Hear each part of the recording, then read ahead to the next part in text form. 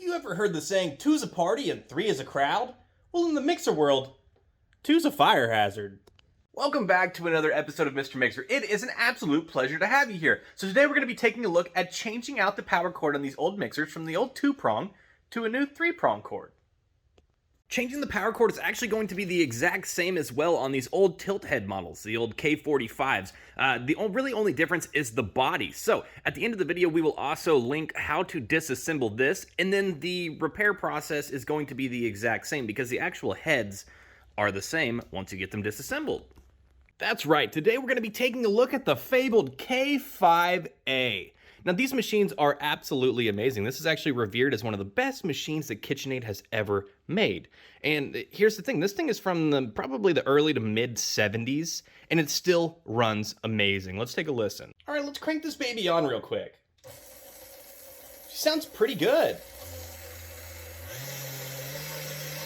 Hitting all the speeds, not missing a beat.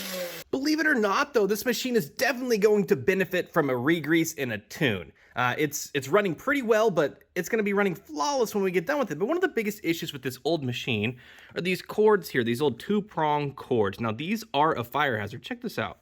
I can just basically take the head of that and it's just rotating. The wires in there get pretty frail. This cord, it just gets gummy. Like, this is sticky to the touch. They get soft, they get gummy, and so they need to be replaced. And that's where these come in. We rock the 3-prong cord. We add the green wire, the ground, to the machine just to make it less of a fire hazard and a little more safe to use in the home. So let's hop into it. These old machines, they did not have the little plug-and-play clips for the cords and for all of the electronics in the back. Everything back there is wire nutted together, spliced together, so there's a little bit of work you have to put into it, but I'll help you along the way. What you doing in Miss Swamp? Going to work. Going to work. All right, smooches.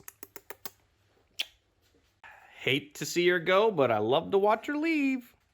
Now, before we get started on the disassembly here, let's discuss a few things. First, you are going to have to disassemble this machine in half. All of the grease, everything is going to be exposed. So it's probably a good idea to go ahead and regrease this machine, get a gasket. You can pick that up on our store, MrMixer.store. We'll go ahead and link that below, as well as, any of the tools or anything that you need. I'm going to discuss those in just a second. And lastly, if you're doing this fix, adding a cord, make sure to pick up a cord. We have those as well. This particular machine was actually sent in for repair. Hi, Deborah. And she wanted to know a little bit more of a backstory on it. She sent me a little note here of some of the things, so let's talk about it real quick. So I'm gonna read her little note here, answer a few of her questions, and maybe teach you a little something along the way. So this machine was actually her grandfather's mixer. Okay, very cool. I love how these things can be passed down through generations. That's what makes them so special to me. So belonged to Grandpa, who was a Navy cook, and he passed away in 1978. So fun fact, 1978 was actually the year that the K5A turned into the K5SS. Same body style, but they updated it to the newer electronics. So in the note, Deb goes to say that after Grandpa passed, her mom inherited the machine and actually used it to make wedding cakes, including Deb's wedding cake for her wedding. That is so special. So in the note, there was also a request for a little bit of history on this machine. So let's go over a little history on it. So the model K5A was actually released in the year 1941, and it is a 5-cord bull race mixer, 300 watts. And these things, like I said, they're widely revered as the best machine Kitchenaid ever made, the proverbial holy grail. That's not my term. If you look in the forums discussing these machines, they'll say this is like the holy grail of mixers, and I would have to agree. They are great machines. The fact that they ran from 1941 until 1978 is just mind-blowing, and I think that speaks to the merit. Just a little bit more history on this particular machine before we get started with the repairs. So basically, this machine was probably bought not long before Grandpa passed away, Lord rest his soul. But you can tell that because of this black line here. You see this black line that runs around this beauty band? That is a good indication that the machine was made in the 1970s. Let me take you on a little trip through time real quick. If we come across over here, this is actually the K5SS style of the machine. It's disassembled. There's the base down there. Let's take a quick peek in the rear of the machine here. Whoop, greasy. You can tell that there's a bunch of clips that you plug everything into. It's a lot easier to work on these machines. This is the updated electronic system in the K5A. It turned into the K5SS. Now, we'll take a look at the band here, right? You can tell it's still made by Hobart. So this was made before 1986 when they sold out to Whirlpool, okay? So this is the 80s, and it says solid state because this is pretty new. After they moved to the solid state, they used this to advertise for their new solid state machines. And then on the flip side, if we go back to the 50s and 60s, this is what the band was gonna look like, right? They had these, you know, pretty cool little decals there. They had all of the patent numbers and everything on the machine. This is what those bands would look like if you're looking at a machine from the 50s, 40s, 50s, and 60s. Fun fact, one of the amazing things about these older models, if you look here, they actually on the band tell you what speed to use for what task you're doing. So like one is like stirring, folding, adding ingredients. 2 is like your heavy mixing and things like that. And they have all the way up to 10 here. That is just fantastic. I love the craftsmanship on these older machines. Now for this job, you are going to need a few tools. Here are the ones that I recommend. I recommend having a hammer. You're going to need a 1/8 inch punch to punch the planetary pin out, a flathead screwdriver, a Phillips head screwdriver, a pair of wire snips, because we are going to have to snip a few wires and also, you know, de-thread them and splice them together and everything like that. And then we're also going to need potentially a razor blade, not always, and then also these wire butt splices. If you've never seen these butt splices, basically you put a piece of a wire in on each end from 2 different wires, and then you just kind of crimp them down on each end, and that actually makes a connection between the 2 wires. It's kind of like a wire nut or splicing together without having to actually splice or put a wire nut on. Let's go ahead and get right on into it. So first we're going to want to remove this screw right here. On this particular machine, it is a flathead, but on some it will be a Phillips head. As always, once the screw is removed, take it and put it somewhere safe. I like to put it in the base of the bowl right here, but any old cup will do. Now this is ready to just pull out, and then it pulls right on up like that and away. There we go. Set that off to the side. Now before we go any further, we want to take a look at the cord right here, okay? So we're just going to pull that out. You want to look at this and see what kind of cord relief, they call it a strain relief, it has on there, right? So if you get a big rubber one like this, you know, this power cord right here, this is what the new one's going to look like, will actually fit into there. You might have to, like I said, I showed you that razor blade earlier, we might have to put a little slit in it so that it actually slides down over a little easier, but that'll work. Unfortunately, some of the older machines, that's not the case. Now, I hope you pardon me for misspeaking in the last clip there. Now, the older machines should always fit the newer cord. Unfortunately, some of the newer machines, this is the K5SS here, they went to a weird clip right here on the power cord, right? It just kind of pushes up into place. You can see the gap to get it down in there is much smaller than it is on the older style machines. So what you're going to want to do is you're going to want to save this little plastic piece that came off of your cord. And then, you know, we're going to use that razor blade to actually cut off this entire little strain relief there. And then we're going to put this piece on the new cord so that we can secure it back into place. There are also other methods to apply a strain relief. They do have some kind of like putty. I can't remember exactly what the name of the brand is called, but it's like a putty that you put around there and then it hardens into place. You can always check into that as well. All right, let's keep going with our repair here. Next, we're going to want to take our flathead here and we're going to want to take off these little screws on the back that hold the beauty band in place. So let's get those taken out. All right, once the screws are out, you literally just kind of pop that off the side of the edge. You take a look, you're probably going to notice a ton of nasty gunk underneath there. There's going to be a ton of gunk around the band there. No worries. All right, on to our next big trick right here. We're going to want to take a flathead screwdriver here, and we're going to put it right on the lip of this drip ring here, just like that. And we're going to give it a few taps with a rubber mallet, and you can see it's going to start to pull away there. And then once you get it to a certain point, you should literally just be able to grab it by hand. Some of them are pretty crusty. I'm going to give it one more tap.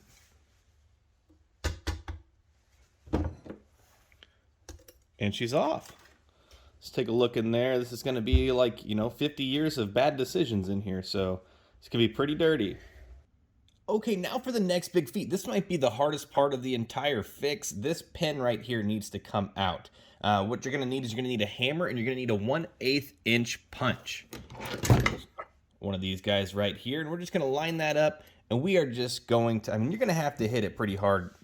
You can sometimes spin this by hand. Now this one's a little bit locked up here. I can't get it to turn, but you might check on the opposite side. Like this one has a little recess on the other side to where your punch will sit in there a little bit better, allow you to get a nice, better swing at it, because I'm telling you, you're going to have to whack it.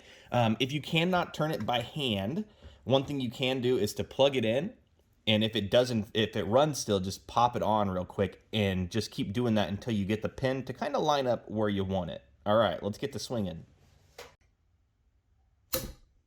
Oh, there we go. I felt that loosen up. That came out pretty easy, surprisingly, for the age. Some of those get locked in there. So just like that, it is out. Now we can go ahead and just pull this planetary right on down, which it doesn't always want to do. In the case of a sticky planetary, what we'll do is we'll actually get 2 flathead screwdrivers, and you're going to want to get right in here in these slots, right? You see how it's in the slot there? You do not want it up underneath this because you don't want to bend this lip. So just get it right into that screw. Find a spot on the other side as well with your other screwdriver, and we'll just give it a light pry down. You can see it's starting to pull away.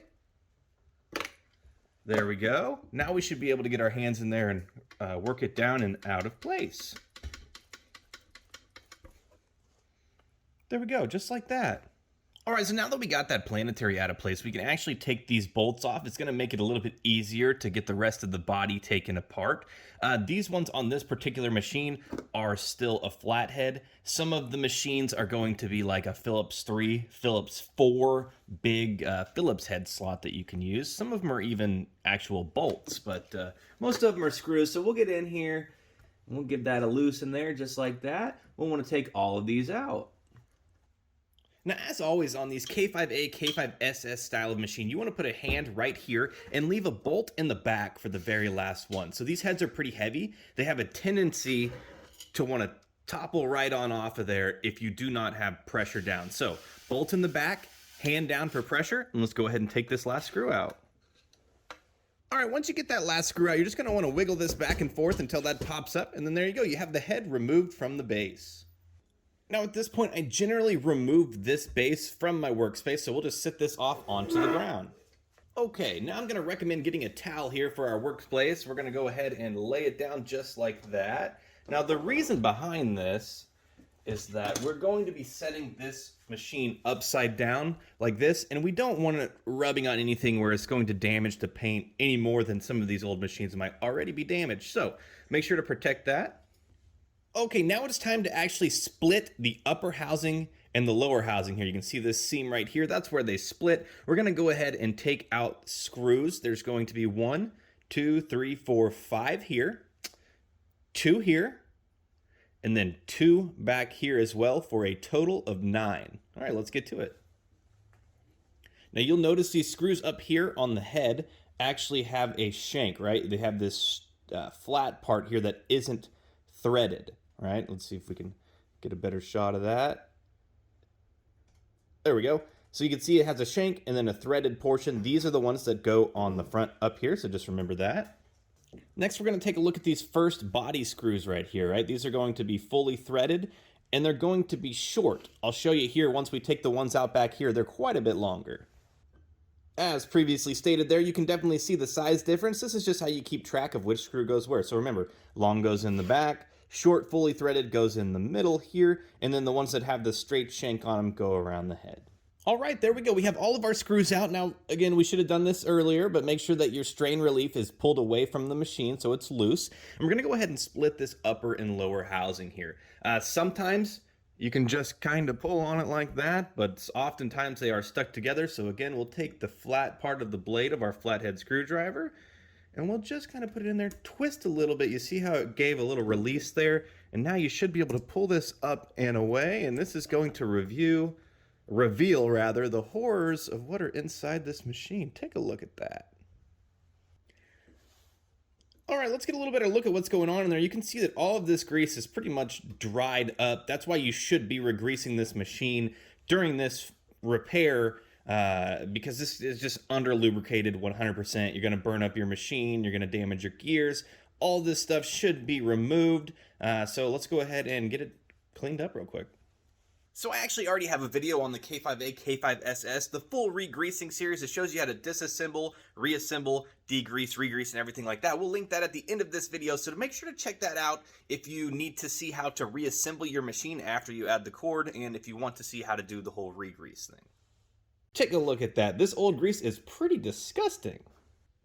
Alright, I actually got some of that grease taken out of there now, cleaned up a little bit to make my job a little bit cleaner for me so I'm not getting grease everywhere. But now we are ready to go ahead and install that new power cord.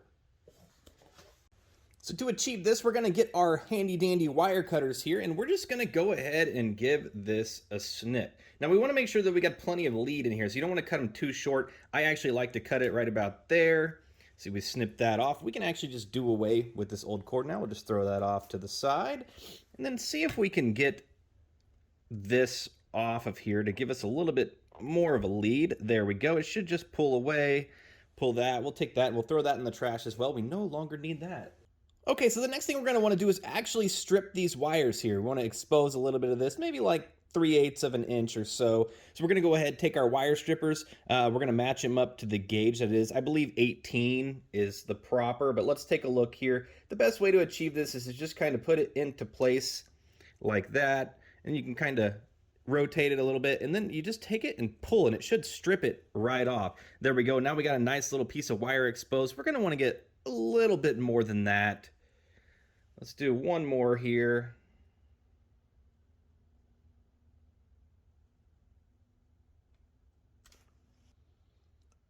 There you go. As you can see, we do have that wire exposed. Now we're going to just want to take our fingers here, and we're just going to kind of twist this to give it a little bit more durability there so they're not all frayed out and looking crazy. Okay, and then we're going to do the same thing with the white wire here.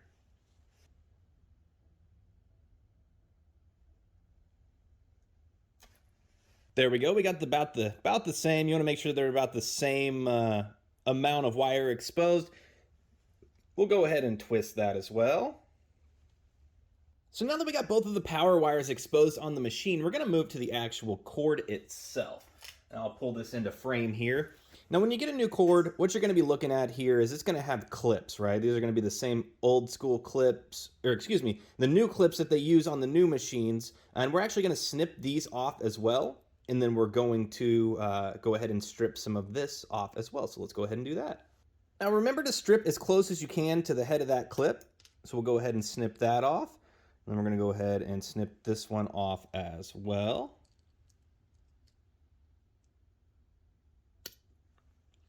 There we go, just like that. Now we have two bare wire ends, and then we're going to go ahead and do the same thing to where we strip these off, like I said, 3/8 of an inch or so. You want it to be about the same as these. You can actually leave this ground wire here in place. You don't want to snip this one off. You can go ahead and leave it because we're going to find a place to mount it. I generally like to mount it underneath these screws that hold this switch and relay switch in place. All right, so let's go ahead and strip here. There we go. Ooh, she naked. She naked. All right, let's go ahead and do the same. We're going to twist this here. Move on to our white wire. There we go. We'll go ahead and twist that as well. And now we're actually ready to conjoin these two wires. Now you want white with white, black with black. And we're going to achieve this using those wire butts that I discussed at the end of the video. I showed you these little things here. They're called butt splices. So all you're going to do with these is you're going to take your wire strippers here. We're going to go ahead and put it onto this here. It'll just slide right on in. Okay, slide it into place, and then you're going to want to crimp it. So I usually just take the end of this tool here, put a little bite in it to hold it in place. And I'll actually put a few bites down the center of this just to get a nice crimp in there. So basically, I don't know if we can see this here, but it'd be hard to see. But if you look up into one of these, you'll see that there is some metal, in fact, up in there. And so when you slide that wire into there and then you crimp it into place, it connects. And then when you put the wire into the other side and you crimp them together, the electricity is actually transferred through not only the wires likely touching in there, but the metal in there conducts it as well since it's all crimped together. Now you could also put a wire nut on these as well, one of these little guys. I just personally find that these have a little bit slimmer profile It just makes it a little bit easier to not get bound up when you're trying to put the machine back together. That's why I personally like to use these. To test that it's in place and has a good enough hold on there, once you get it in place and crimp it down, you just kind of pull on it a little bit. If it doesn't pop off, then you've got a good hold. And we'll go ahead and now put in our black power wire to match the black power wire to the machine. So we'll slide that on into place. And then we're going to do the same thing and go ahead and crimp this end as well. Now you don't want to over crimp these because these tools are, they're pretty sharp. If you put too much pressure on it, you can actually cut through this, which we don't want to do. Just enough, like I said, to make a nice indentation, get a nice little hold in there. So as you can see, we're holding. Now we're going to move, and we're going to do the same thing with the white wire. Remember, white to white, black to black.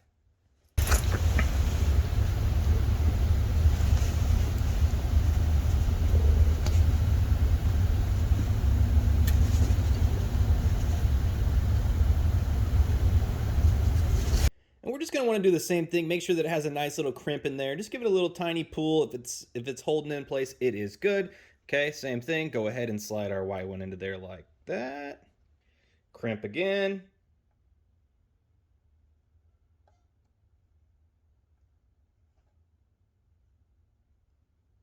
And go ahead and give it another test. It is holding in place. Okay, now that we have our power wires in place, we're going to go ahead and put our ground into place. So what we can do here is we can actually just put it underneath one of these screws right here. I recommend doing the furthest one away because if you do the closest one, you have a little bit too much slack in there. Kind of makes it a little bit too much play there. So let's go ahead and we'll take a Phillips head screwdriver, a flathead screwdriver. We'll loosen this up here. Then we'll actually just slide it through just like that and then tighten it back down into place. Now one thing to watch for is you want to make sure that this little tab on the green wire didn't smash your little spring wire here, right? Remember our spring that we took off earlier? Just want to make sure that that is free to be able to pull back out and hook to the speed control plate. We are free and clear there, so we'll go ahead and just keep on tightening down.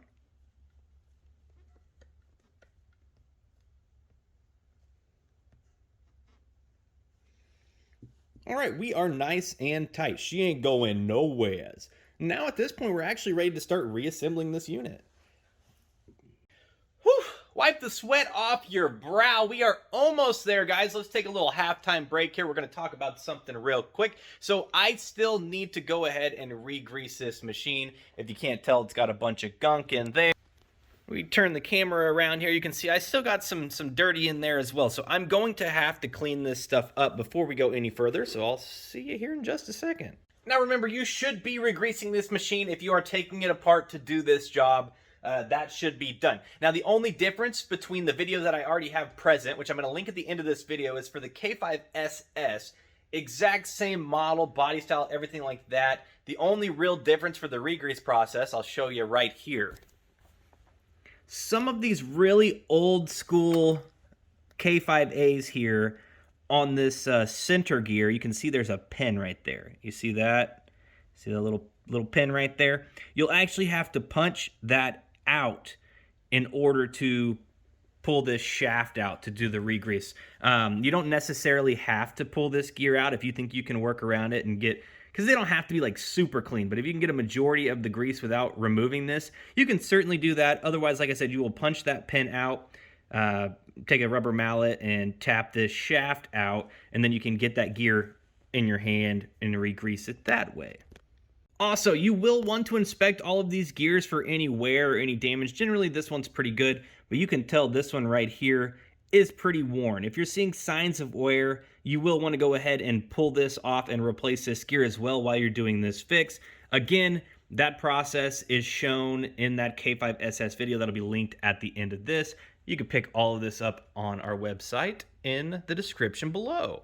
Alright, so this video is running pretty long, so I'm going to send you over to my regrease series on the K5SS style. I will link it at the end of this video. It is a 3-part series. The disassembly, which you've already had done, you don't necessarily need to watch the first episode of that. If you'd like to, I would certainly appreciate it. But part 2 is, the cleaning, the regrease, and everything like that. And then part 3 is going to be that disassembly. So reassembly. So check those out to make sure that, you're getting your machine put back together properly. Now, last thing here before I send you off to my other video here is that, remember, we talked about this strain relief earlier and how it might not quite fit down into this properly. That is why I recommend you have this razor blade. There are a few things you can do. If it is too wide, you can put a few little slits in it. You'll just take your razor blade and just put some slits in this right here to make a little channel so that it'll fit over these walls and slide down into place a little better. And then if it's too tall, you can nip a little bit of this, extra material off up here, and it should fit right in there for you.